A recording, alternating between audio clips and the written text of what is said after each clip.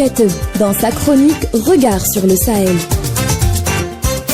Le 8 juin de chaque année, le monde célèbre la Journée mondiale de l'océan.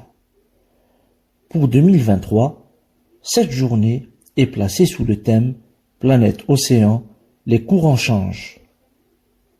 À cette occasion, le secrétaire de la Communauté de développement de l'Afrique australe, SADC, a prôné la mise en œuvre des politiques et des programmes visant à réduire la pollution plastique, à étendre la protection des zones marines, à renforcer la lutte contre la pêche illégale et à promouvoir des pratiques de pêche responsables.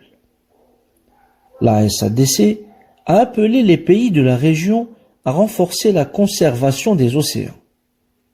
Les États membres et les partenaires de la SADC doivent collaborer pour protéger les espèces marines, les écosystèmes et combattre la pollution terrestre qui se retrouve dans les océans, a déclaré Elias Magosi, secrétaire exécutif de la SADC, basé à Gaborone, capitale du Botswana. Nous devons mettre en œuvre des politiques et des programmes visant à réduire la pollution plastique, à étendre la protection des zones marines, à renforcer la lutte contre la pêche illégale et à promouvoir des pratiques de pêche responsables, a martelé Elias Magosi.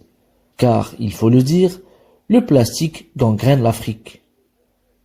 Si les côtes africaines s'étendent sur 30 000 km, l'Afrique se distingue comme le continent où la plupart des pays ont instauré une interdiction complète de la production et de l'utilisation des sacs plastiques, mais les déchets de consommation y représentent 93% des débris plastiques marins, selon le PNUD. Ces derniers menacent sérieusement l'industrie régionale de la pêche qui emploie plus de 12 millions de personnes. Reste que le constat est édifiant.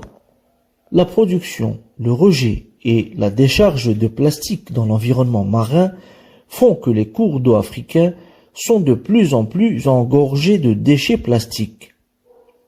Les espèces marines, tortues, poissons, oiseaux de mer et autres, ingèrent ces déchets, entraînant l'accumulation rapide des microplastiques et des nanoplastiques dans les chaînes alimentaires, ce qui présage de conséquences pour la santé humaine et pour la durabilité des écosystèmes marins, avertit Shawkat Abdelrazak, directeur de la division de l'Afrique du département de la coopération technique de l'AIEA, l'Agence internationale de l'énergie atomique.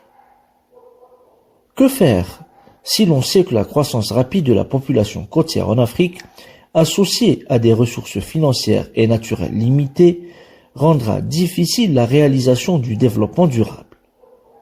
Ainsi, d'ici 2035, environ 143 millions de personnes supplémentaires vivant sur ou près des côtes africaines contribueront à la pollution marine, à la surpêche et à la perte d'habitats naturels, exacerbant ainsi leur exposition aux variations climatiques fréquentes et violentes.